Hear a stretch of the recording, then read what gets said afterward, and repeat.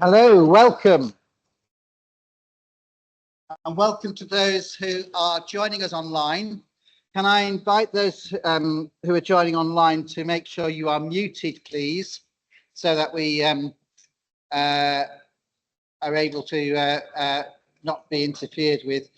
Can I also say that there is a chat function, so when we have question and answers, please put your questions in the chat, and those questions will be asked by the people who are sorting that out for us today.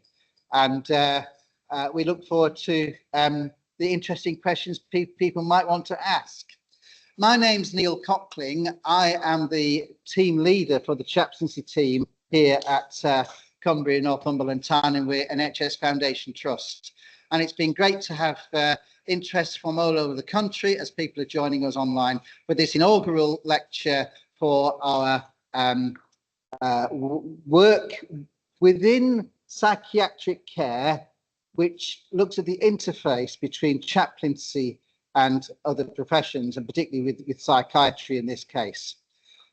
I started as a chaplain in this trust in 1998, and I really did start as the local vicar coming in to do God with patients. We have really changed since then as a profession.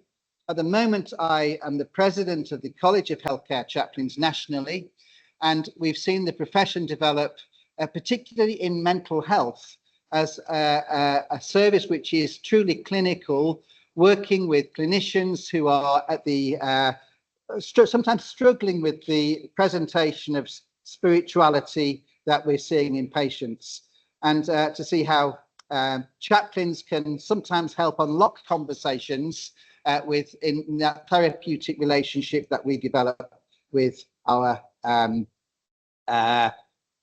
patients and with colleagues that we're working with.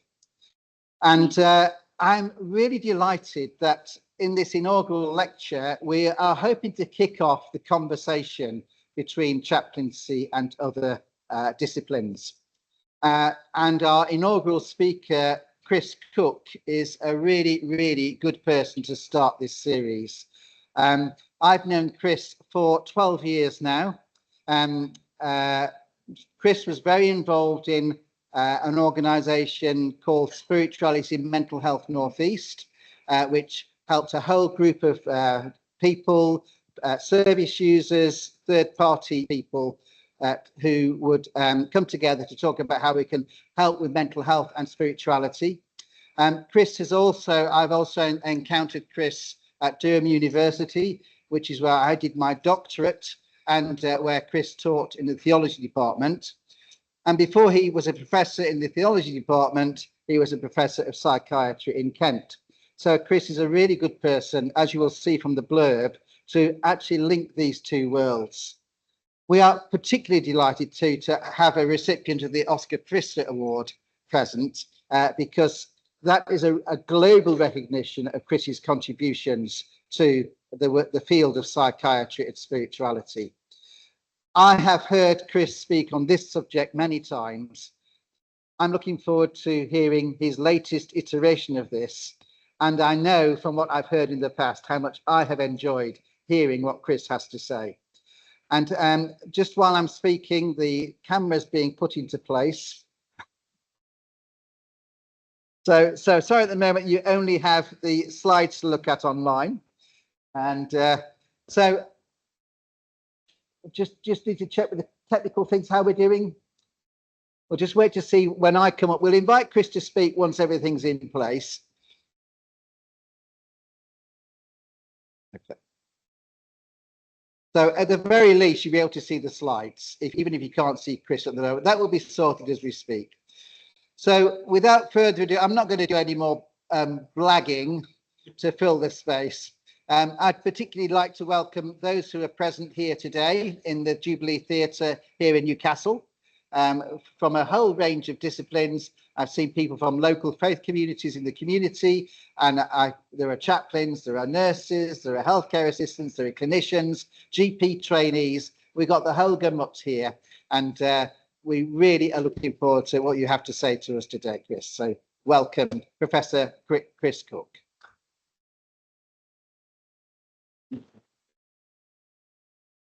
Thank you, Neil. I hope you can all hear me. Yes, because I'm using a different microphone.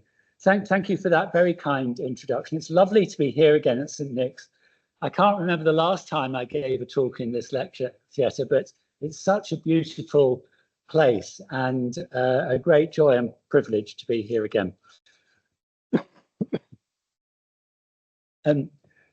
Slight disclaimer before I start. You'll have guessed from the logos on the introductory slide, a lot of the research that I'm speaking about during the course of this lecture was undertaken with funding from the Wellcome Trust. I was one of the co-investigators on the Hearing the Voice project at Durham University, which ran for about 10 years from 2012 to around about 2022. Yes, it is.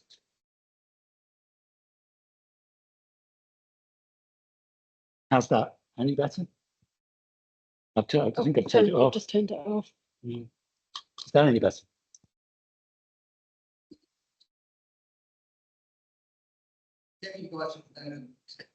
I'll do my best. I've been strategically located as far away from you as possible so as to make it extra challenging. Shall I carry on? Or yeah, okay. So yes, so thanks to Wellcome for funding and making much of this research possible. And in case there are things that you're wanting to follow up on, oh dear, another technology problem here. I think I will use the, I can't advance the slides, so.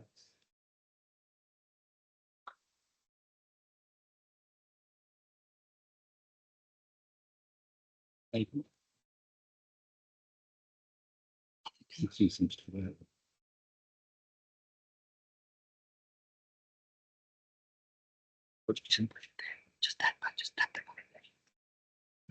Yes, so in case you're wanting to follow up on any of the information that I'm presenting over the next 45 minutes or so, there were 3 books that emerged from my portion of the project that you might be interested in. The first one, Hearing Voices, Demonic and Divine, published by Routledge. Actually, if you go to the Routledge website, you can download a PDF copy for free because Wellcome made open access available for the book. If you want a hard copy, you have to go to Waterstones and order your own or get it from Amazon. And similarly with the book on the right-hand side, the Hearing Spiritual Voices book, which I'll mention right at the end of my talk. This was published by Bloomsbury. Again, it's open access thanks to Wellcome, and you can, you can download from the Bloomsbury website a PDF for free, or you can buy a much cheaper hardback copy. It's not as expensive as the Routledge volume. The one in the middle is interesting because this does report on some of the empirical research that I'm talking to you about today.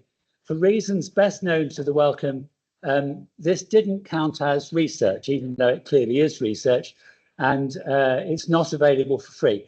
But Jessica Kingsley published a much lower price bracket than Bloomsbury and Routledge, so it's not too unaffordable. And if you're interested in some of the material I'll be presenting from that book, I would encourage you to get hold of a copy, and you'll find many more stories of voice hearing experiences in that book. So, hoping that we have no more glitches with the sound or with the slides, and getting into the meat of the presentation, as it were. Is that happening from the handheld mic? You can hear me now. Good, good. So when I talk about hearing voices, what exactly am I talking about? I mean, in the world of mental health, we kind of use the phrase fairly loosely, and we think we know what we mean by it. I'm talking about voices in the absence of an external speaker. So you can see me. Everyone in the room, I hope, can see me, unless you're visually impaired. And so there's an objective reference to the source of the sound. Now, of course, in this day and age, when we've got all this technology and voices can be projected into space from all sorts of interesting mechanisms and sources, you don't necessarily have a visible body present to go with the voice. But generally speaking, we're expecting that there's an objective source for the voice. Some people are hearing voices and there is no objective source. There's no technology going on in the background. There's not a person standing in front of them or in the next room. They're hearing a voice in the absence of a visible speaker. Now, of course, those of you that are psychologists and psychiatrists and other allied mental health professions, we call these things auditory verbal hallucinations. And I will probably use that term quite a few times over the next half an hour or so. But some people say to me, oh, so you don't believe me then? It's an hallucination, you don't believe me. I say, no, I do believe you, you're hearing a voice. But that's the perception, that's the experience that you're having. How we interpret that is another question. And for some people, using the technical vocabulary, even though it's completely correct and precise, implies a certain interpretation which they find prejudicial. So, for example, if you're hearing the voice of God, is it an auditory verbal hallucination? Or is it God speaking to you? Or is it both? All sorts of possibilities arise. So the term voice hearing voices, generally works in more contexts with more different groups of people than does the technical and precise terminology. Now, this relatively simple concept that I presented to you, hearing a voice in the absence of someone who's visibly speaking, has accrued a lot of research over the last 20 or 30 years. And I'm embarrassed to say that it's longer ago than 20 or 30 years that I trained as a psychiatrist. And when I did train and I was being taught phenomenology, my tutors would say to me, well, Chris, you have to ask your patient, is the voice out loud in external space, or is it inside their heads, and is it more like their own thoughts? And I would dutifully ask these questions time and again. And if it was the former, I'd write down auditory verbal hallucinations in my notes. And if it was the latter, the more subjective inner experience, then I would write down pseudo hallucinations. And even recently, I've heard colleagues use that term. And the distinction was that, well, the former were very significant for making a diagnosis and the latter weren't. So you pretty much ignored it. You wrote down pseudo hallucinations and then you moved on because you weren't interested anymore. And we know now that that dichotomy is false, or at least it's not significant and meaningful. It's not false in the sense that people have a range of different experiences, and I'll talk more about that later. But it's false in the sense that it doesn't have any diagnostic significance. And actually, voice hearing experiences are distributed on a spectrum from those that are more like me talking to you now, out loud, external space, through to those that are more like my own thoughts, but it's not what I would have thought. And a lot of things in between where people say, well, it's a bit like this and it's a bit like that, and I find it hard to explain to you, but it's a voice and it's not what I would have thought. And I don't know where it comes from, or maybe they do, and that's interesting too. So there's the phenomenology of the voice, to use another long and technical term. And inner voices and out loud voices are all interesting, but they're all different manifestations of the same thing. But a voice is never just a voice. A voice is a presence and a voice is a social agent. What do I mean by that? Well, I've met people who've said the voices are here now, but they're not speaking. So I've said to you that hearing voices is about voice in an absence of a visible speaker, but what about when the voice is not speaking? So there's just you and me in the room and there's silence and the voices are here, but no one's hearing anything. And this touches on another whole area of research, which is absolutely fascinating, around sense of presence. And in religious contexts and in extreme stress and other unusual environmental circumstances, people will say, I'm aware of another person present in the room, even though there's no one visibly there. It's almost like a sixth sense that we're aware sometimes that someone's there. Like when you think someone's behind you, you look round and you have this sense that someone's standing. And voices are a bit like you and me. They're personalities. They're social agents with whom you can have a conversation, and some people do have conversations with their voices, but they also have a sense of who they are, whether they're angry or sad, which touches on something else I want to talk about in a moment to do with affective valence. But they might be stern, they might be friendly. One woman we spoke to during the course of the Hearing the Voice project had stopped hearing her voice. It was a single voice, it was a female voice, and she said it was like my best friend, and I heard her speaking to me for years, and I really valued her presence in my life, and I don't hear her anymore, and I feel really bereft. I'm mourning the loss of this friend. For other people, the voice is really sinister. In some cases, it has biographical reference, maybe to an abusive figure early in life, or maybe to a spiritual figure. And I'll give an example of this later on when someone is hearing evil voices. So there's a personality, a character, a social agency to the voice. I've mentioned that they can be dialogical, and I'll come back to that. And finally, and most importantly, voices have what we call affective valence, by which I mean that they have an affective component. They make you happy or sad, anxious or afraid, and that there's a predominant sense in which they are a good thing or a bad thing. They might be a mixture of the two, but generally speaking, the people that we see, and I'm assuming that many or most of you are mental health professionals, are people who are having unpleasant experiences of hearing a voice. They come to the clinic or they go to see their GP because it's something that's undesirable. It's not nice. They want it to stop. And that's usually because of the anxiety or fear or derogatory tone that's associated with the hearing of the voice. In other cases, like the woman whose voice was her best friend, it's a very positive experience. And of course, they don't go and see a clinician. They're happy. Why would they need to see anyone else? I mean, it might be a bit strange and they might want to understand what's going on, but they're not bothered by it in the same way. So we know a lot now about voices that we didn't know 20 or 30 years ago, let alone 40 or 50 years ago. And we also know that voices occur in a lot of different contexts.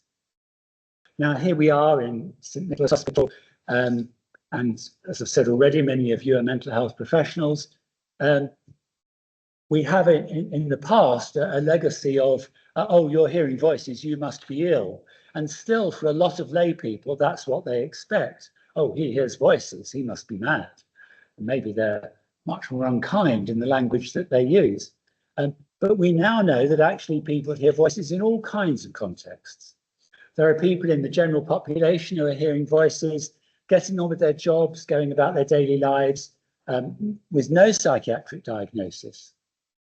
And there are quite a lot of them, many more of them than we previously realized. And the surveys vary, but in some surveys, according to how you define the population and the voice hearing experience, it can be 30 or 40% of people hearing a voice. One of the commonest experiences is hearing your name called. In the Q&A, I often get asked, have you ever heard a voice? Well, in the out loud sense, yes, once when I was a teenager, I was about 15 or 16, I was lying in bed, I was not asleep, and I heard my name called. And it wasn't my parents and it wasn't anyone else in the house. It was just a single experience of hearing Chris. And it's never happened to me again. But if you look at the survey data, that's one of the commonest experiences of voice hearing in the wider population. For other people, it's much more frequent, it's an ongoing experience, maybe a more complex voice than just a single word. But apart from that, we have voices in religious context, and that's obviously one of the things I'm particularly interested in and want to talk to you about today. We have religious experience, the religious experiences of patients, but also others who are praying or on retreat or on a pilgrimage, and they hear a voice speaking to them. I have an old school friend who is now an Anglican priest in the church in Wales. And some, I don't know, 20, 30 years ago or more, he heard a voice saying, "Kevin, be a priest." And indeed, he is now a priest in the Church of England. And his experience is not unique. I've heard other clergy describe very similar experiences around their calling to vocation of Christian ministry, or indeed ministry in other traditions. In a sense, those top three boxes on that slide are all the contemporary, what's going on in the world today around us. But if we look back in history, if we look at scripture and religious tradition, we find that these experiences, or things that sound similar to them, have been going on for hundreds and thousands of years. And because I'm a Christian theologian and an Anglican priest, I'm going to use examples primarily from the tradition that I'm most familiar with. But we have to remember that this occurs in Hinduism, in Judaism, in Islam, in almost all of the world's major faith traditions. It's not, although I'm using Christian examples today, this is not something uniquely associated with Christianity.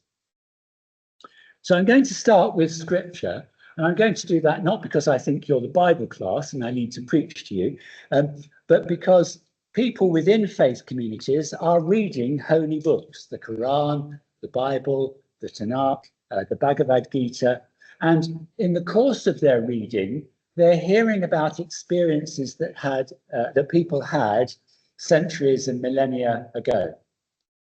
And they're sitting there thinking, gosh, does that happen still today? Moses spoke with God as though face to face. Might that happen to me? It kind of sets an expectation within a faith community that God, the divine, a holy order of some kind of saints and angels, might have social intercourse with human beings in these particular ways. And although I've said that most of my examples will be from the Christian tradition, I thought I'd just start with an example from the Holy Quran. Here we have from Surah 4, 163 to 164. We have sent the inspiration as we sent it to Noah and the messengers, Abraham, Ishmael, Isaac, and so on. And to David we gave the Psalms, and then especially a mention at the end of some messengers we have already told thee the story, of others we have not, and to Moses Allah spoke direct. And of course the angel spoke to the Prophet Muhammad. So within Islam, as within Judeo-Christian tradition and other traditions, a hearing of a voice takes a very central place, and we have to be respectful when talking about those voices. Using the words auditory verbal hallucination might technically be correct in terms of phenomenology, but it sounds like we don't believe that this is a genuine spiritual experience if we use those terms. And it's at the heart of what the Abrahamic faith believe has been passed down to them. So we have to treat that with respect, whatever our own beliefs might be. Coming back to the book that I treat as holy, the one that we call in common parlance the Bible, actually it's a collection of Hebrew and Christian scriptures, right from the very earliest texts in what Christians call the Old Testament, the Hebrew Bible, the book of Genesis, for example, all the way through to the later Greek texts in the Christian scriptures, we have experiences of people hearing a voice. Adam and Eve in the garden have a conversation with God. My dear friend Isabel Hamley, a Hebrew scholar, says to me, yes, but Chris, in the narrative, God is there in the garden with them. Of course, that's true.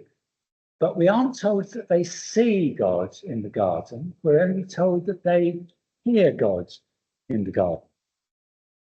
And then at the other end of the Bible, in the book of Revelation, we have this multimedia experience where a figure whom we normally refer to as John, we're not quite sure which John he was, has a visionary experience in which he can not only hear a voice, but he can see heavenly things, he can touch and taste and smell things going on around him.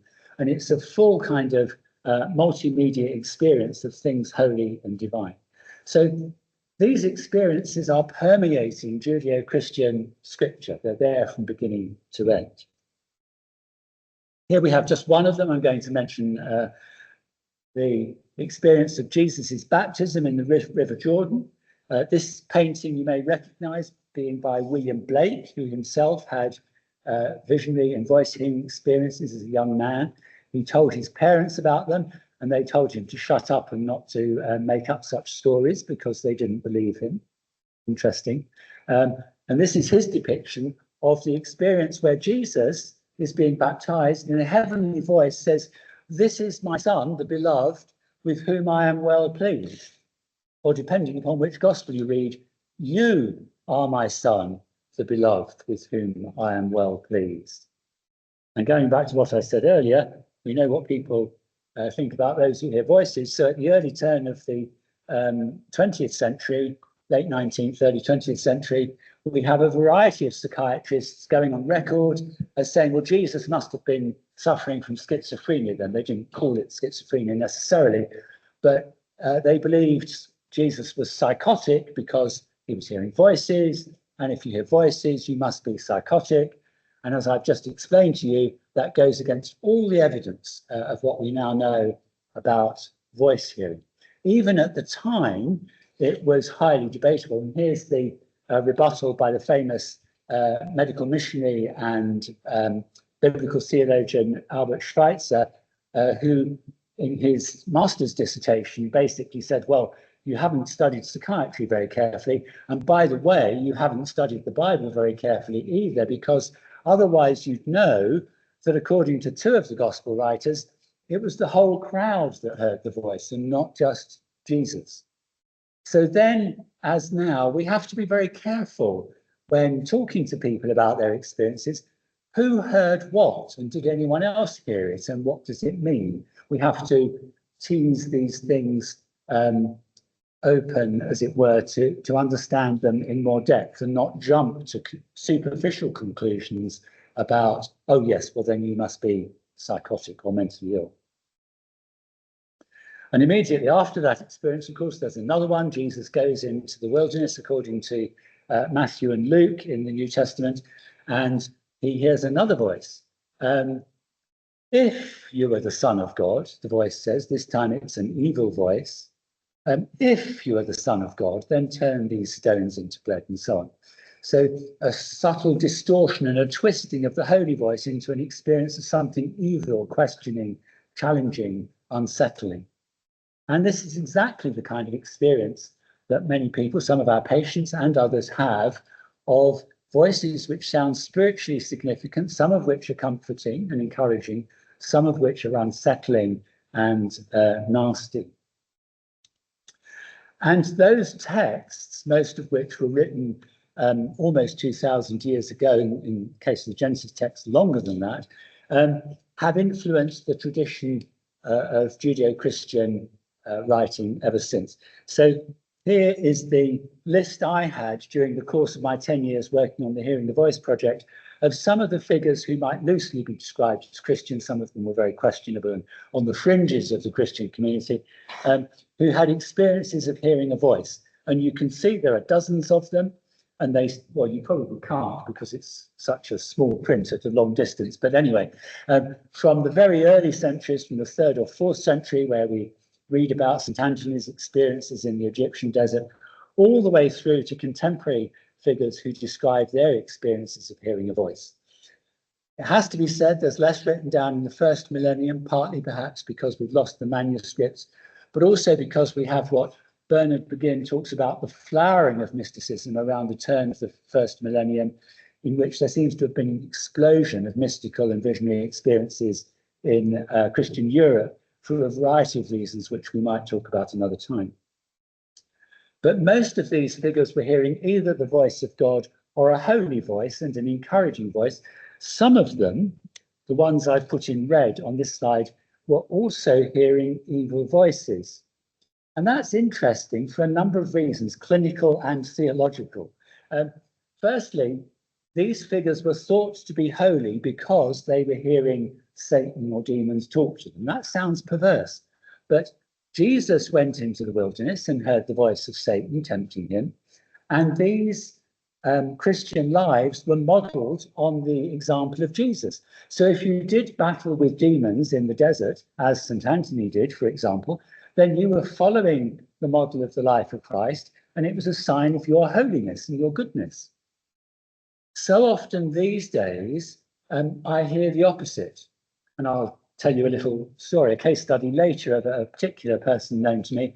But people say, oh, she's hearing Satan talk. She must be possessed. She needs exorcism. He's hearing, he must have been dabbling in the occult or something like that. He's hearing evil voices. Somehow, over the course of the last century or so, we've reversed this early Christian expectation that hearing evil voices and doing battle with the demonic is being like Jesus. And we've suddenly made it a marker of something spiritually pathological and sinister and not very nice. So you're having the unpleasant experience of an evil voice, and you've got people around you telling you that you're ill or that you're evil and that you need something done about.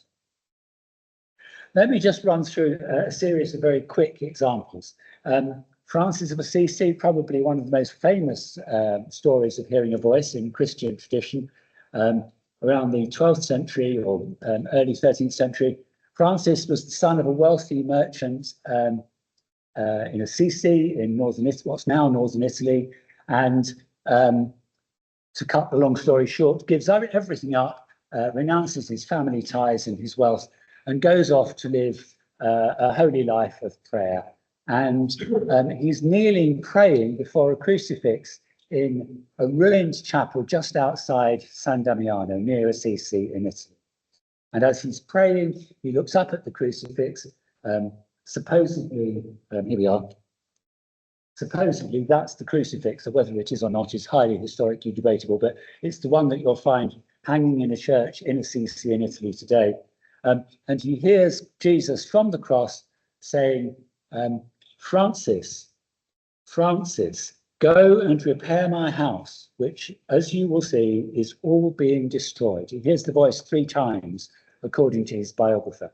And he takes it as God telling him to rebuild the chapel. If you go to Assisi now, you'll find that the chapel has been rebuilt by Francis and his brothers. It's now encased in a huge basilica that was built all around it later on in the Middle Ages. But this whole turnaround of Francis's life, Francis in turn had a huge impact on the Catholic Church in medieval Europe, was based on his experience of hearing a voice, kneeling praying in that ruined chapel. Fast forward to someone much more recent, Martin Luther King. This is one of the standard biographies of Martin Luther's experience. You'll remember his work to speak out against apartheid and racial segregation and all the horrible things that went with that in the United States in the early 20th century. And he's been receiving death threats, if I remember correctly from biographies, in his kitchen, having just put the phone down, someone threatening to harm him or his family if he carries on with his campaign. And he's on the verge of tears and he's thinking of giving up. And then he hears a voice, he experiences a presence, a stirring in himself, and what he calls an inner voice. Notice the reference there to the phenomenology. Martin Luther, stand up for righteousness, stand up for justice, stand up for truth. And lo, I will be with you even unto the end of the world. He saw lightning flash, he heard the thunder roar. It was the voice of Jesus telling him to fight on. And as they say, the rest is history. He did. Martin Luther changed the course of history in North America and around the world.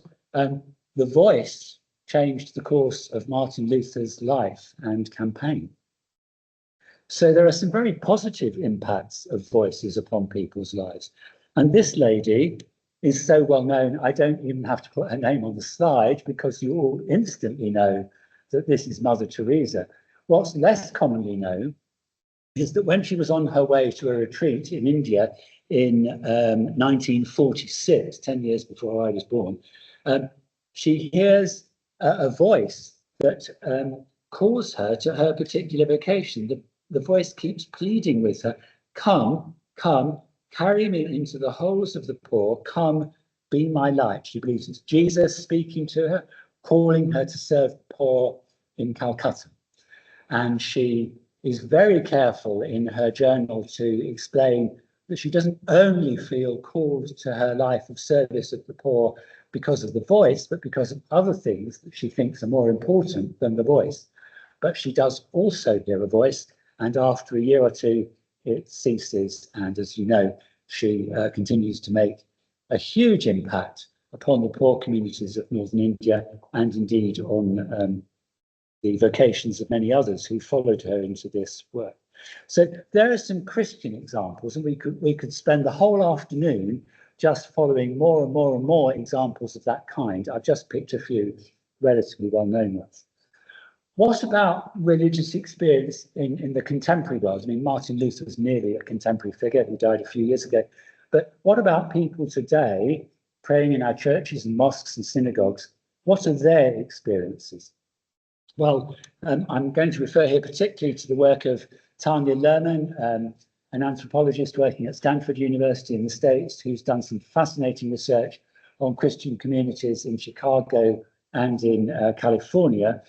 Also, there's a couple of papers there with Simon Dean, one of which I co-authored on Pentecostal and evangelical congregations in North London, so much closer to home. And there's been a lot of other research over the last 10 years or so as well, including more work that Tanya has done since the publication of this book. But the title of the book, in a sense, tells it all. Christians, Jews, Muslims, Hindus and others, we pray, we kneel and we ask God for stuff. And sometimes God talks back. And what do we make of those experiences when God talks back? Well, Lerman's book is a really fascinating read, and I do encourage you to pick that up. And I'm going to talk about another study which was conducted much closer to Gosforth. And this was the work that I did with my colleagues on the Hearing the Voice project in Durham. So thanks here to Angela Woods, to Ben Alderson-Day and Adam Powell. And this paper, again, thanks to Wellcome, is published on an open access basis, so you can download it from BMJ Medical Humanities, and you can read all of the details if you want to. But what we were interested in this study was some of what I've been talking to you about so far. Psychiatrists and psychologists get obsessed with the quantitative data. How often do people hear voices? What diagnosis is it associated with? What's the prognosis? Which medications stop the voice? What we were interested in is, what does the voice mean? Whether or not it's associated with a diagnosis, that's also interesting, but primarily, what does the voice mean and what does it say?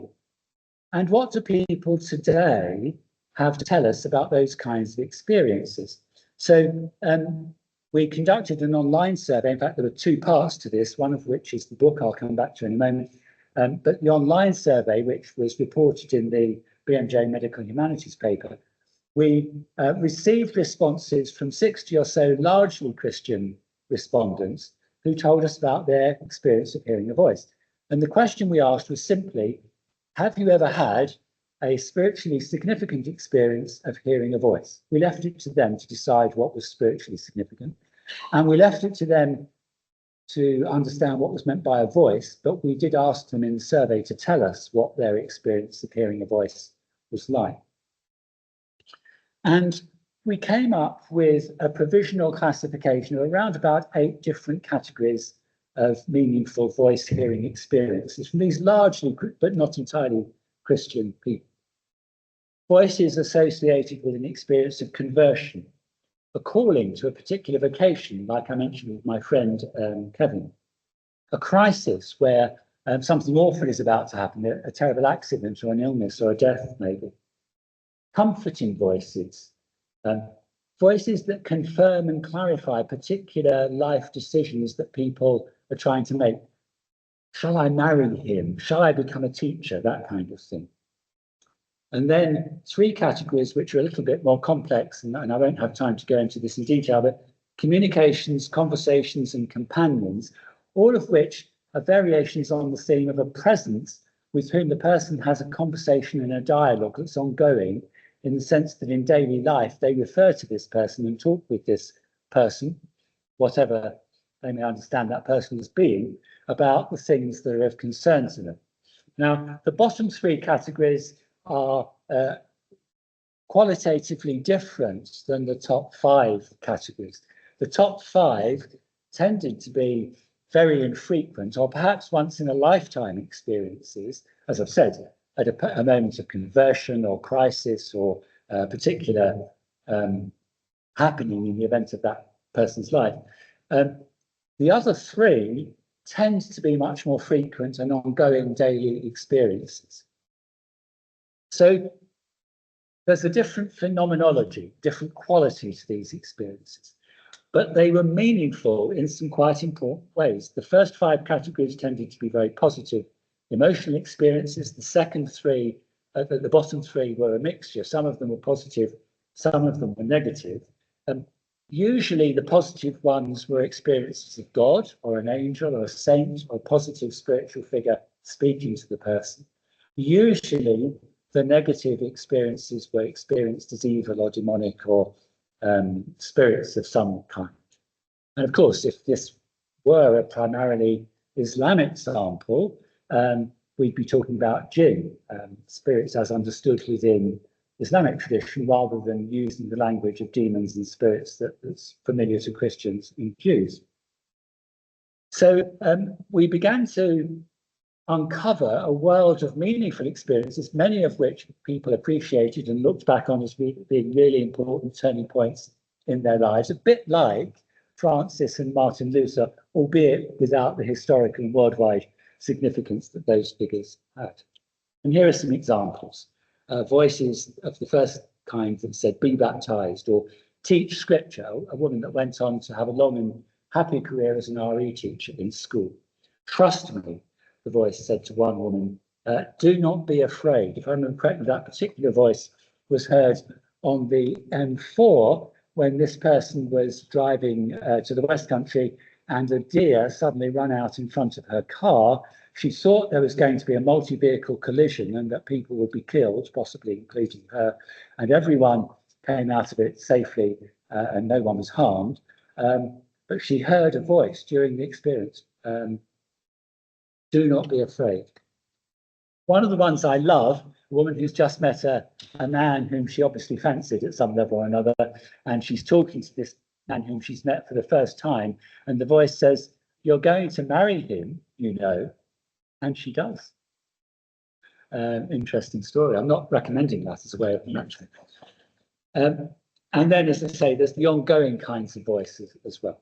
So we're uncovering a world of voice hearing experiences here, most of which were not associated with a psychiatric diagnosis, some of which were quite common.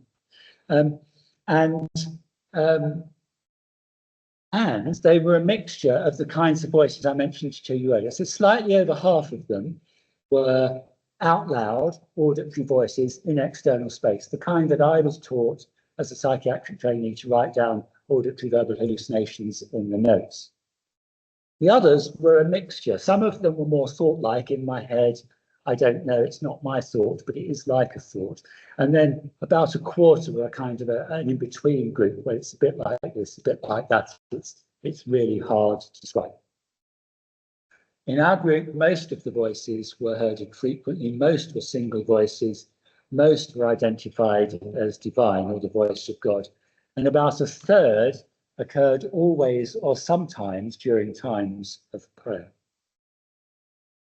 We were able to compare because we used a similar questionnaire to work that my colleague Angela Woods had done with the Hearing Voices Network. We compared our voice hearing experiences in this survey with the voice hearing experiences in Angela's survey amongst those who'd heard spiritual voices. Of course, there were many people for whom the voice was not a spiritual experience, but just focusing on the two groups in terms of the spiritual experiences, our voices were less likely to be characterful. I find that interesting, given most of them were saying this was the voice of God, and the voice of God apparently doesn't have character or personality. I'm still struggling with that one a bit. They were more likely to give commands. For those of you that conduct your phenomenology very carefully in psychiatric assessment and know that hallucinatory voices that give commands are something to be concerned about. There's a lot of people out there hearing voices who have no diagnosis, and the commands are quite common, actually. So it's not necessarily pathological. Our voices were less likely to be conversational and less likely to be demonic. In fact, demonic voices in our sample were really quite rare. There were only a couple of them in that particular sample. So we're learning that there are different groups of people who are hearing voices in different ways, but they overlap, at least in terms of phenomenology, and maybe in other ways too. Now, I'm way behind on my time plan for this, and I'm going to have gesticulation in a moment. So I'm just going to skip through this bit fairly quickly. There's more research than you might imagine in terms of the psychiatric significance of all of this. I don't want to emphasize that necessarily, because I don't want you to go home with the take-home message that this is all pathology. In fact, I'm trying to convey quite the opposite kind of message in giving you this talk. But here we have one small study in which there's a comparison of mentally healthy Christians, Christians with psychosis, and non-religious people with psychosis. And it's really quite interesting. The mentally healthy Christians are all having positive experiences. The Christians with psychosis are almost all having negative experiences, both in terms of the emotional state that's associated with the voice and in terms of their interpretation of the experience for their life and its meaning for them spiritually. The mentally healthy Christians are almost always hearing the voice of God, a bit like our study sample that I mentioned earlier. 2/3 of the Christians with psychosis identify the voice as religious, and 1/3 only heard the voice of God. But 40% of the group with the diagnosis for psychotic condition were hearing the voice of the devil. So it kind of flips. They're relatively less likely to hear God, more likely to hear Satan or the devil speaking to them. And another interesting feature here, 1/4 of the non-religious group were also hearing a religious voice. The paper doesn't give the data that you really need to go into this in detail, but it's clear that it was either God or maybe an evil voice. They don't break down the sample, so you can know how often it was one or the other. But atheists and agnostics hear God speaking to them sometimes. So I wanted to describe at least one case study in the course of this, and Perpetua is a lady I know quite well. I met her 15 or 20 years ago, but this experience was something that had happened to her before I met her. And she lives in a very distant part of the country. She's nowhere near here, so I think it's remotely unlikely any of you will know her. Perpetua, of course, is not her real name. It's a pseudonym. She finds this experience very distressing to talk about. She has talked to me about it, and she's written down as best she can remember the exact words that the voice spoke to her. So where on the slide you see things in inverted commas, those are the words that Perpetua wrote down for me. And this was when Perpetua was a younger woman at a church service on a Sunday morning. And during the service, she hears a voice saying, "The devil is calling you, you cannot escape." And she's unsettled by this, and she talks to the vicar afterwards. Now, even then, and we've got updated guidance within the Church of England, but even then, there was a policy that you shouldn't conduct exorcisms without getting approval of your bishop. There was a process that you had to follow, and you were supposed to collaborate with what we call the resources of medicine. In other words, doctors and psychologists and community psychiatric nurses, to ensure that medical aspects of an experience were not overlooked. But this vicar paid no attention to any of that. And after the morning service in church, he says, "You're possessed, you need an exorcism." And there and then he starts casting them out. And he cast out 4 spirits, he said to Perpetua, and she collapsed to the floor and shook in an epileptiform kind of way, perhaps. There were no medical professionals present, so I can't say more than that. But to her, it was a kind of seizure, and she felt better. "Thank you," she said. "I'm so grateful." And at first, she was relieved. Problem was, A week later, the same thing happened all over again. But this time it was worse. You are possessed, the voice said. You cannot hide this. You are under control. I will make you dangerous. You will pay with your life. I hope a risk assessment is going through your mind at this point in time, and you're thinking about what you'd like to do, none of which was done in this particular instance. But Perpetua had lost faith in the vicar and the church. She stopped going to church. She stopped talking to the vicar. She did get help from a community mental health team. That's a bit of good news here. The not so good news is that when she talked to them about this in terms of her Christian faith, the psychiatrist, and as a psychiatrist myself, I'm ashamed to say this, the psychiatrist said to her, oh, well, that doesn't matter. It's just part of the illness. Just keep on taking the medication and you'll get better. And consistently, the clinical team failed to understand how important to Perpetua her Christian faith was, how unsettling this was for her as a Christian hearing these evil voices, and how something more was needed than, I don't think it was olanzapine then, but whatever was being prescribed at the time, something more than medication.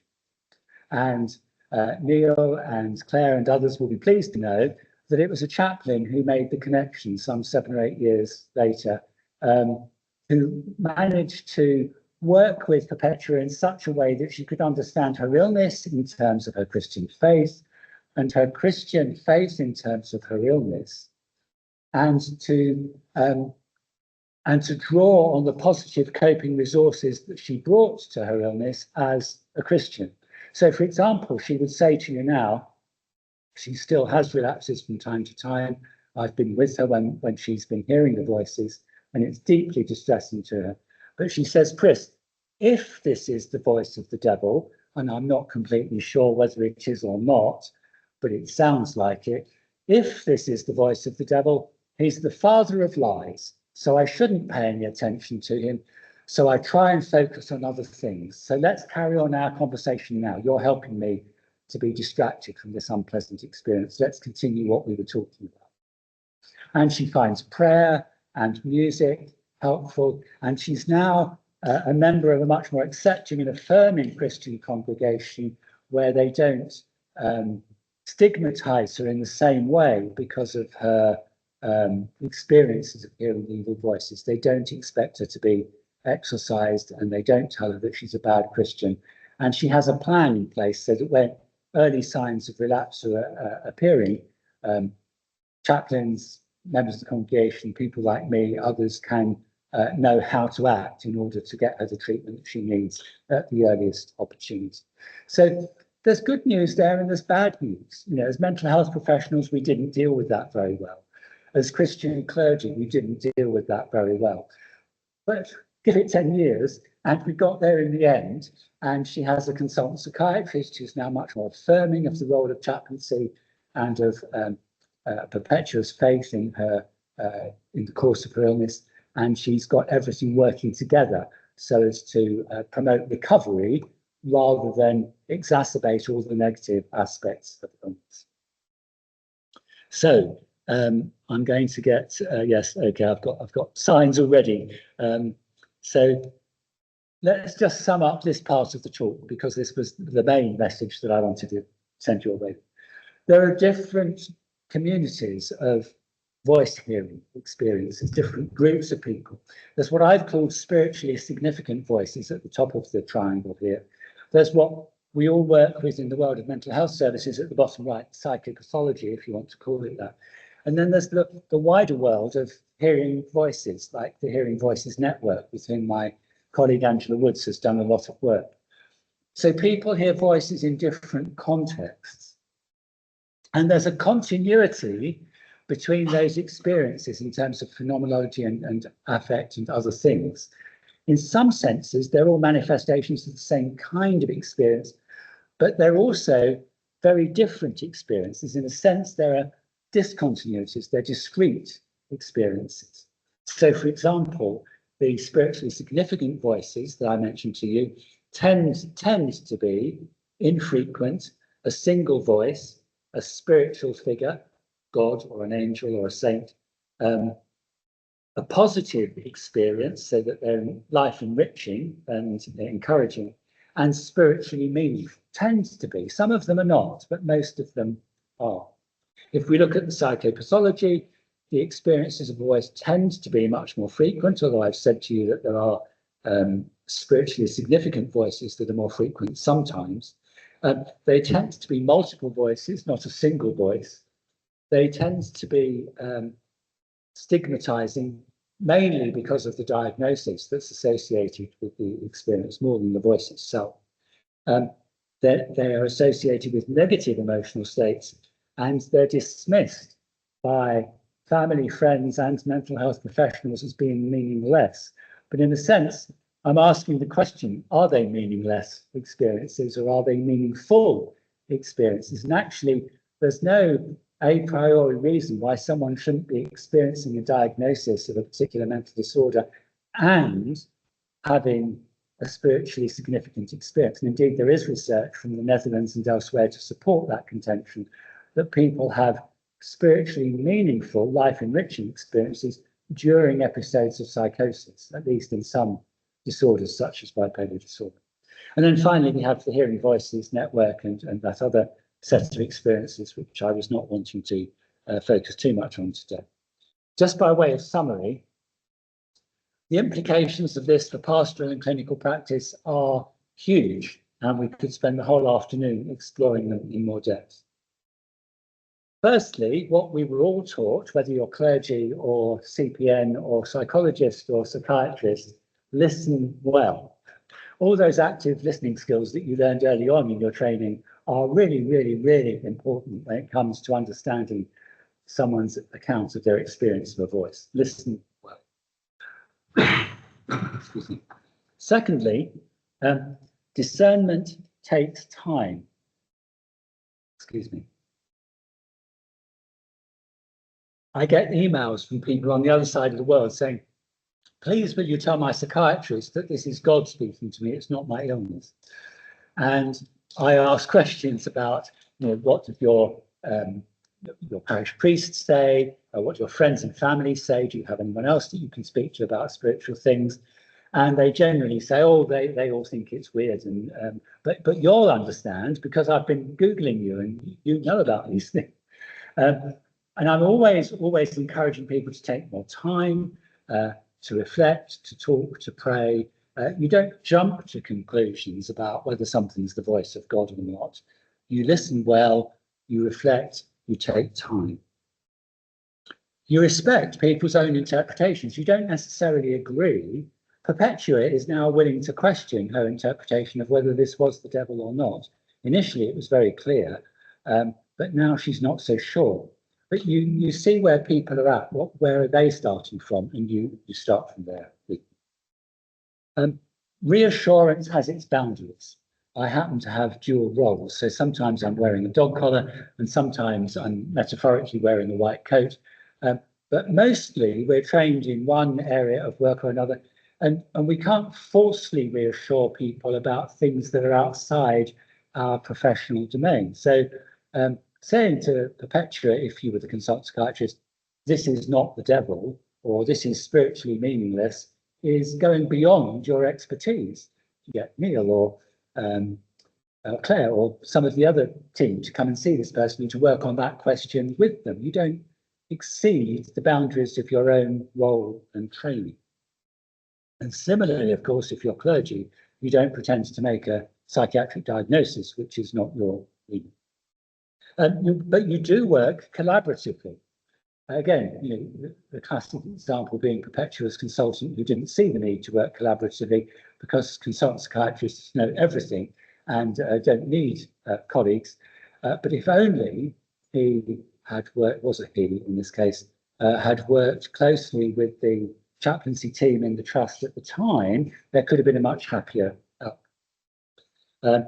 The emotional affective state associated with the voice is really important. Always pay attention to that. Confrontation is not helpful. Getting into, well, this is God. No, it's not. Yes, it is. No, it's not. The pantomime sort of conversation, as most of you will be aware, is fruitless and unconstructive, undermines any therapeutic alliance, and is generally just not useful in terms of promoting recovery.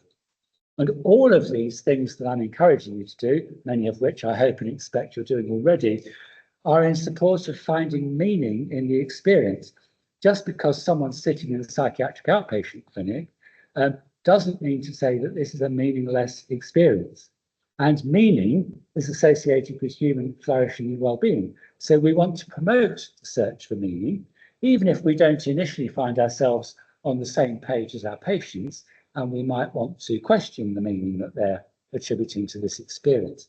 But we affirm the search for meaning as a vitally important part of the process of recovery. Now, if I'd have not misjudged my timing so badly, I would have gone on to say more about the way in which voices are spiritually meaningful and the way in which we can explore the spirituality of the experience with our patients. Maybe that will come up in the course of questions, in which case I'm very happy to address it, but maybe you've got other things to ask me about. So thank you very much for listening well, and I'll be happy to respond to your questions as best I can. Thank you. Thank you so much, Chris. I said at the beginning that I was looking forward to this particular iteration because it's a fascinating subject that is continually being explored. I know with patients I've worked with, some have said, "Oh, this is definitely spiritual," and then once we've addressed the medical paradigm, that's worked. And then other times, "Oh, this is definite their illness," and once we've tried the medical paradigm, then we've discovered actually it was spiritual. So it really is about listening, and I particularly appreciated towards the beginning talking about presence and that mind-blowing concept of the voices being present but you can't hear them. So that's something. So we'll see what questions there are. We've got 120 people online. Can I just, before we go into questions, though, because some people may start to drift away from online, ask you to thank, with a round of applause, Sarah, our chaplaincy secretary, who has done the technical bits with a great deal of angst, but we really appreciate that people online can hear what's happening today and that we've been able to hear ultimately what was happening here. And thank you to Cheryl too, our chaplain from Cumbria, whose idea these lectures were. So I'm going to take a question from online first. There are some questions sitting there, are there? So the first question, Chris, I worked in an acute hospital, no psychiatric ward, where twice this year I've received a call explicitly in these terms: the patient has a demon inside them and wants it out. How often do you get such calls, and more importantly, how do you deal with them? Well, as you know, that's a particularly interesting question. And ironically, I was on a Zoom call just before this lecture this afternoon with a team somewhere else in the country, I won't say where, with a woman who's convinced that she needs an exorcism. And these requests are much more common than you might imagine. I mean, in the course of my role nationally with the Church of England, I've heard of at least 2 or 3 over the course of the last few months. So beliefs that you're possessed are not uncommon. They can be associated with a variety of different diagnoses, and if there were trainees in the audience, I'd be loving to ask you as a sort of membership test question, you know, what might your differential diagnosis be? But there's almost everything is possible. Obviously, it could be associated with psychosis. It can be a feature of obsessive compulsive disorder. And I found this very interesting where people say, well, yes, I know it probably isn't, but I'd just be reassured if only I could have deliverance ministry, you know, then I'd feel reassured that it's not actually demonic. And of course, the more reassurance you offer, the more they need reassurance, and the whole thing spirals down. The most complicated diagnostic thing of all is with dissociative identity disorder, where you do sometimes get people who have demonic alters, which are particularly distressing, and I won't get distracted with that. But in terms of the question, yes, much more common than people realise. Yes, very much the need for collaboration with chaplaincy and spiritual care department. Yes, within particular faith communities, might not be associated with a diagnosis at all. In some charismatic Pentecostal congregations, as many as 2/3 3/4 of people will say that they've experienced a demonic presence of some kind, not necessarily in their own body, but in the environment around them. So you have to understand the religious and cultural context, as well as the mental state and all the stuff we're taught to do as mental health professionals. And of course, very common in Islamic communities, I get inquiries from imams and others saying this person's afflicted by jinn. Interesting, when I responding with a dog collar on, sometimes they say, and it's an English jinn, that has territorial association with the spiritual presence. So as Anglican ministers, Church of England, you will know what to do about this. Please, could you help?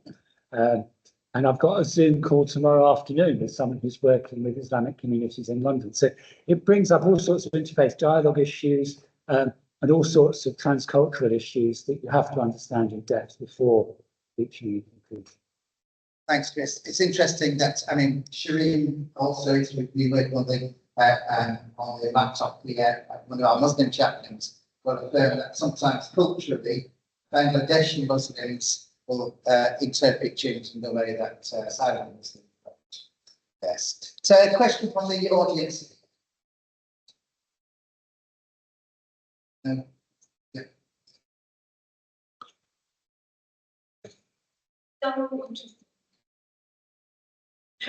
Really about the voice actually being part of the therapy, a playing part, but it's actually trying to communicate something of the person's life or of their struggle. Something like that. What would you say there? Yes. Well, in a sense, there's two parts to that.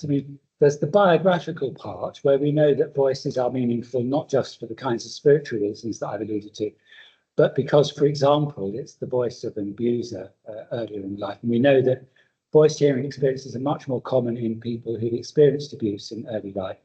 So, first of all, they're more likely to have the experience, but then they may identify it as linked to the experience of abuse in some way or another. So that's the whole world of trauma-informed therapy that we need to take on board. In terms of the psyche, of course, it depends what sort of psychotherapist you are, where you go with this. I think there is a line of questioning that says, well, is this voice giving voice to something within you? Is it your own voice in some very real sense? And there's a whole world of research.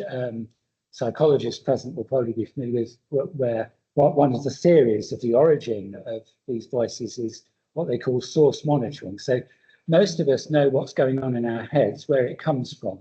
I know that my own thoughts are mine. I know that it was just you speaking to me just now.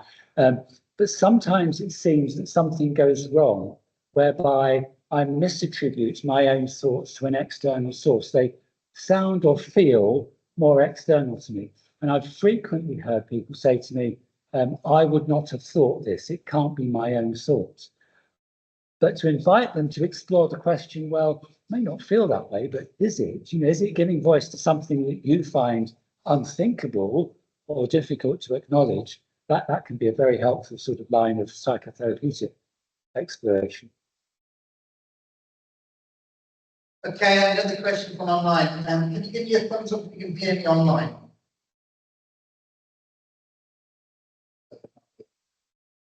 No? Okay, we'll repeat this question. So this question is, I work in the early intervention in psychosis in Cumbria. How would you recommend we approach someone whose spirituality, religious beliefs and practices become preoccupying to the extent of having a negative impact on other areas of their life without dismissing the conflict? So just repeat that, please, so that we can align. Yes, so as best I can. So what do you do when people's spiritual practices and preoccupation become so predominant that actually it interferes with life? It kind of becomes a negative influence rather than a positive one. Is that right? So it becomes so without dismissing the comfort. Without dismissing the comfort, yes, exactly. I'm immediately reminded of a patient I saw some years ago, also in an early intervention psychosis team when I was working with TUV. And this patient potentially could be recognisable, so I'll be careful what I do and don't say.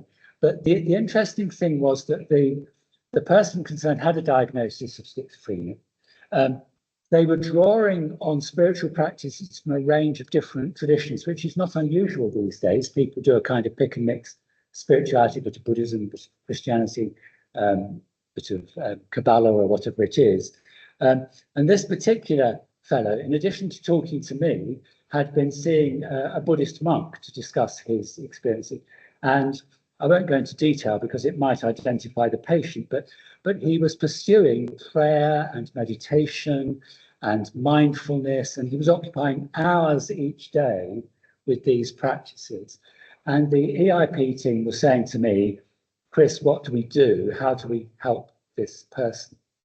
And I tried to encourage him to narrow down his daily routine so that he wasn't spending so much time. He was drawing on the positive aspects that these experiences, these practices were bringing to his life, but that it wasn't kind of taking over the whole day. The slightly amusing thing about this, which made me laugh, was when I'd finished my little sermon on, you know, you need to focus more and do a few things really well rather than a lot of things that occupy half your day. Oh, he said, that's exactly what the Buddhist monk told me. So at least we were on the same page. But he didn't take my advice and he didn't take the Buddhist monk's advice. So on the one hand, these practices and devotions were bringing comfort, but on the other hand, they were becoming part of the pathology. And it was very difficult to manage that balance. But I think you have to work at it as best you can. Thank you. I'm taking another one from online because there's more people online than in the room. So this is from a colleague, mental health chaplain from elsewhere in the country.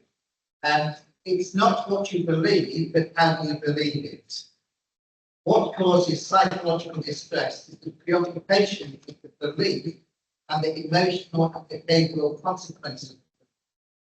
Is this your perspective, psychologist? I don't think I'd have put it quite like that, but I think I understand what the questioner is saying. It's not what you believe so much as how you believe it. So, for example, if we take Perpetua's experience that I mentioned earlier, initially she's probably delusional because she's convinced it's Satan. Later, she's able to question that. And even though she thinks it's probably still the devil, she's found better ways of managing the experience. So her way of believing has shifted more than perhaps as much as what she believes. So, you know, maybe that's a helpful example. I don't know. And as I've said, these experiences can be more obsessive compulsive. They could be more hallucinatory. They can take on a different phenomenology. So again, you know, in traditional psychiatric terms, that phenomenology is very significant in terms of the diagnosis. But there's also the way of believing in terms of the and you know, even within Christianity, same is true of Islam and other traditions. One local community might have a very different way of believing and talking about things than another community. And I'm not saying that the one is predisposing to pathology more than the other, but you do have to understand that cultural context in order to help the person in the process of assessment and treatment and recovery. So yes, the way of believing is important. Thank you. Any questions from the room?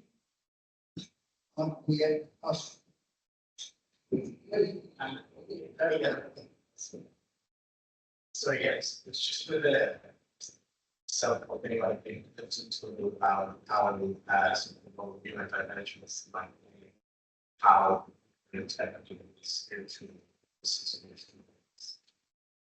are you thinking, I mean, neurodivergence covers a range of things. You think about the autism spectrum or ADHD? Or...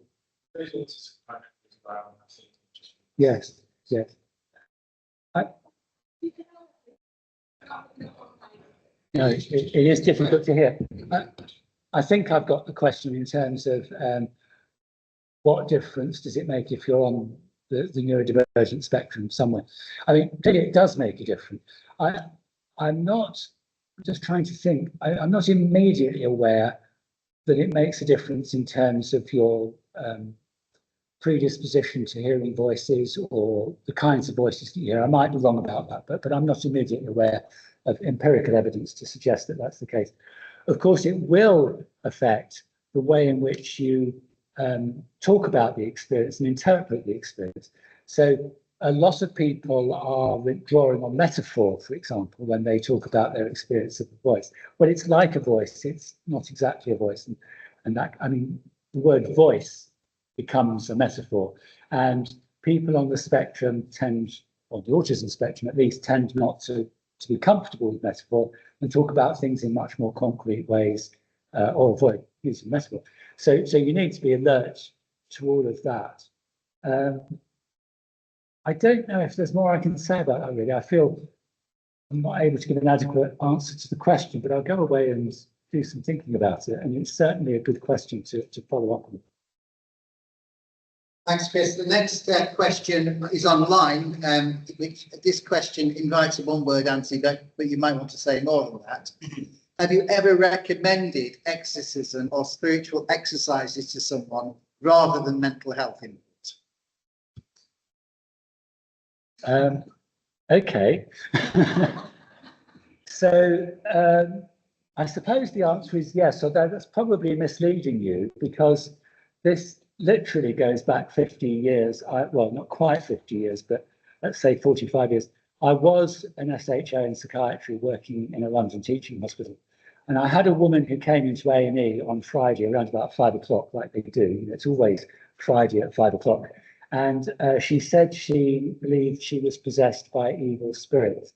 Now, long story short, we never really felt as a team that we got to the bottom of what the diagnostic answer to all of this was. But it was a very strongly held belief, and it was very difficult to shift. And at one point during her care, I did get to the point of saying, I wonder whether it would be helpful if you were to see a priest or maybe one of the hospital chaplains. We could arrange something, you know, for an exorcism or whatever kind of ministry he or she thought appropriate. My consultant was an atheist and was having none of that on his ward unless the lady literally begged him for it. So we never got to do the experiment and see what would have happened. But certainly I was then open to the possibility. I think I still am open to the possibility. But my colleague, Bishop Peter Eagles, had responsibility for these things in the Church of England for a number of years. He emailed all his colleagues who are diocesan bishops, so there's 42 dioceses in the Church of England. He sent a message to all his Episcopal colleagues and asked them when they had last conducted an exorcism in their diocese, because you have to get the permission of the diocesan bishop. And it's incredibly infrequent in the Church of England. It's much more common and takes a different form, for example, in the Pentecostal Church. Roman Catholic tradition is much more similar to Anglican. I mean, you could speak about the Methodist tradition from your experience. So different Christian traditions have different answers to the question. But if you're Anglican, it's very rare that a collective team of clergy and doctors and whoever's involved come to the conclusion that you need an exorcism. Thank you. Thanks, Chris. I actually lead the Methodist Church in the UK on exorcism as well, with the mental health things, which is why Chris put it that way. We do keep a record. We have another question actually, which says, not only are outcomes of exorcisms monitored by the Church of England and other denominations, but basically a question about are the outcomes published and where can they read about them? They're not publicly available. As you'll appreciate, this is sensitive information. There was, and largely for reasons of personal confidentiality, there was a notorious case back in 1974, went to court in 1975, when a young man called Michael Taylor was subjected, you knew I'd mentioned this, subjected to an all-night exorcism in a church vestry somewhere 100 miles or so from here. And he subsequently went home and murdered his wife. He was sent to Broadmoor, and the psychiatrist who was providing expert testimony observed in court that he didn't think the murder would have happened if the exorcism had not been conducted. So there was one terrible outcome of one case that was arguably very badly handled within the Church of England. There was a Methodist minister in the vestry at the same time, so it had an ecumenical dimension to it. We're both to blame. But one of the recommendations that came out of that, and we're still updating the guidelines that were developed as a result of that case and the learning that emerged from it, one of the guidelines was that publicity should be kept to a minimum and basically avoid attracting attention. This is not something we want to publicise. Having the public glare on the whole thing seems to make it worse, not better. So such matters are handled discreetly, confidentially, and kept out of the public gaze, basically.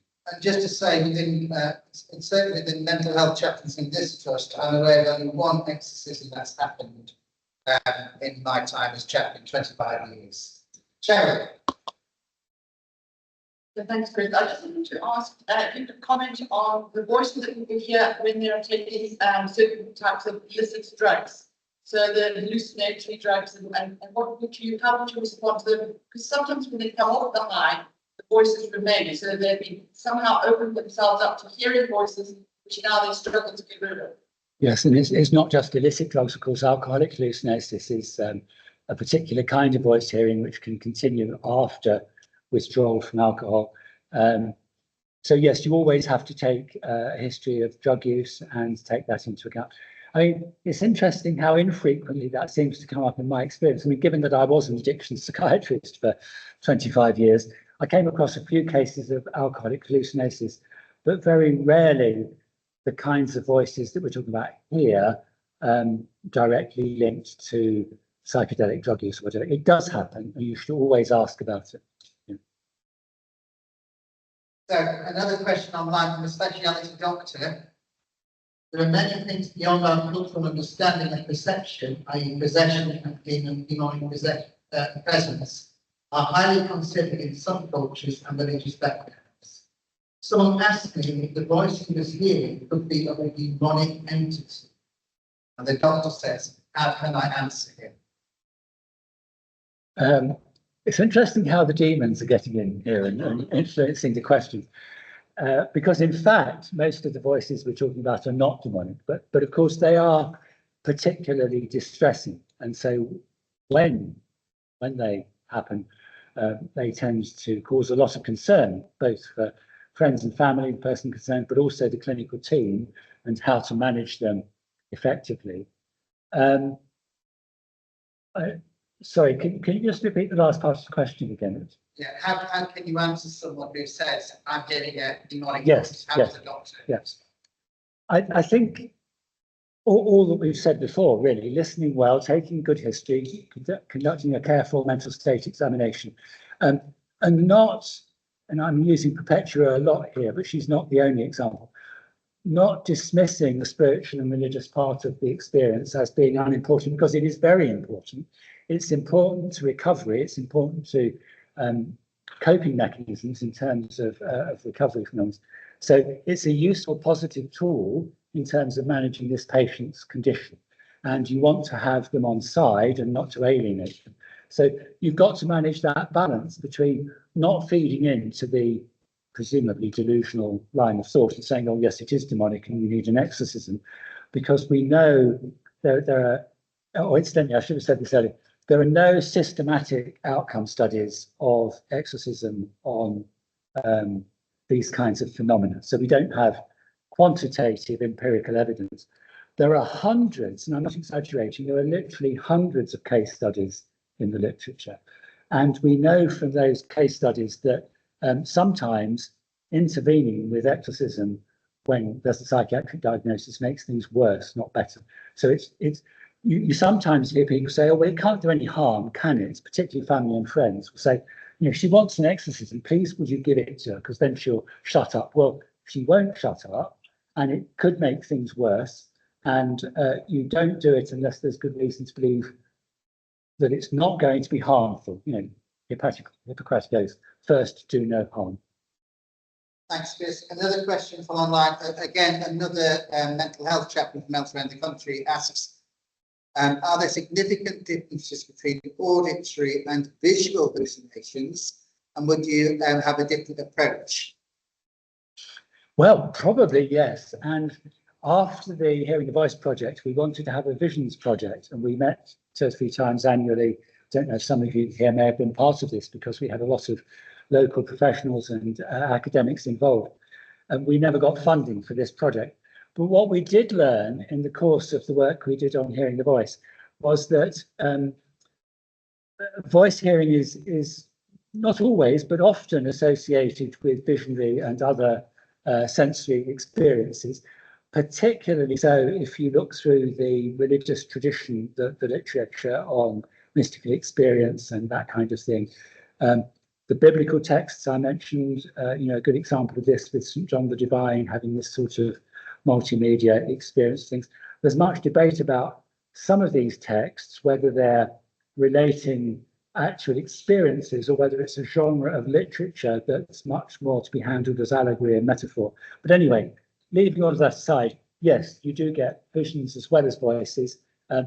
What seems to be incredibly rare is the person who speaks to you, shakes your hand, and you can see them, and it's all completely integrated. So there might be a vision of a person present, but they're not doing anything, and you assume the voice comes from them. But it's not like Neil speaking to me now and having that kind of engagement. So again, we need to be much better at conducting our mental state examination, inquiring about experiences and other perceptual modalities. Yeah, I've got 2 more questions online. Is there any more questions from here? I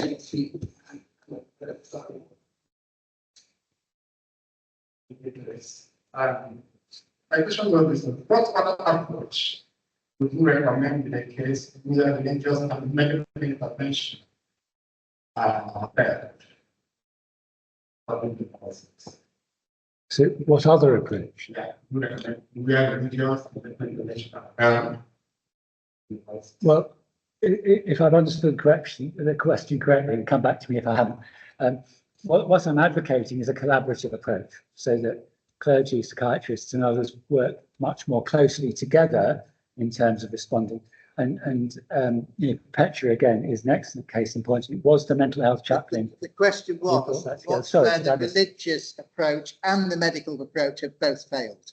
Oh, both failed. Yes. Sorry, both failed. I missed the crucial bit of the question. I haven't come across cases where it's a total failure on both fronts. Usually either or both is at least partially successful. I'm wondering, do you have a particular case in mind? I had some. Really? I had some who told me just in the doctors, for religious intervention, and all of them failed.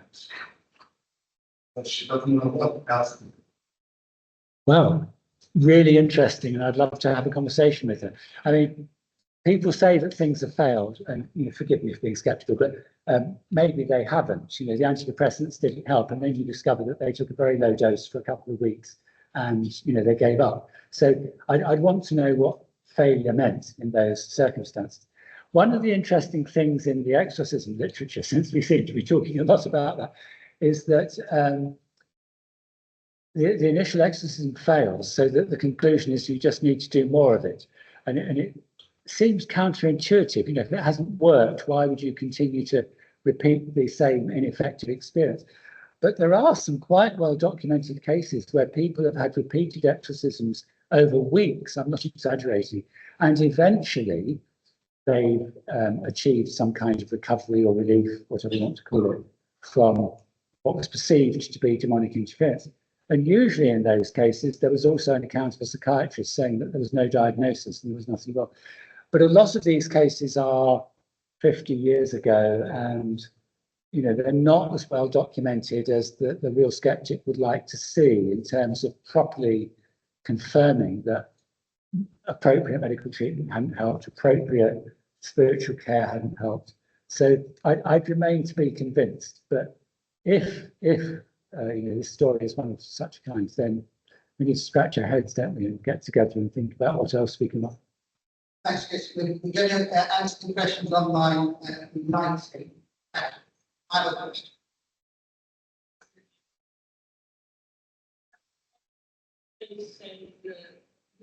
Religious.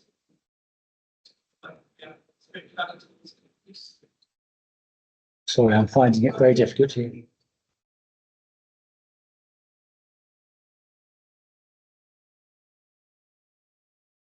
Oh.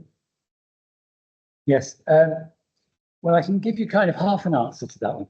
There have been quite a few studies of the frequency of religious delusions and hallucinations in different countries, different subject populations.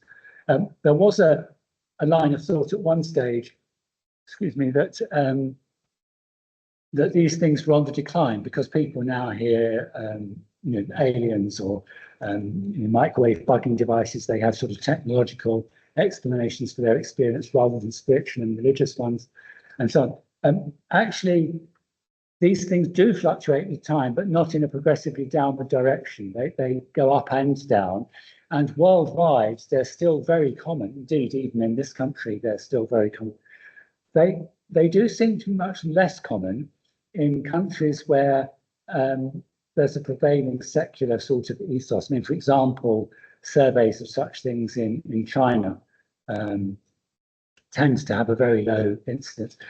But other countries, Egypt, obviously a Muslim country, very different place, there's some evidence that the fluctuations are affected by recent events, and events in national and political life actually provoke a new wave of people hearing voices or similar experiences. And then at other times they seem to wane, and it's relatively there.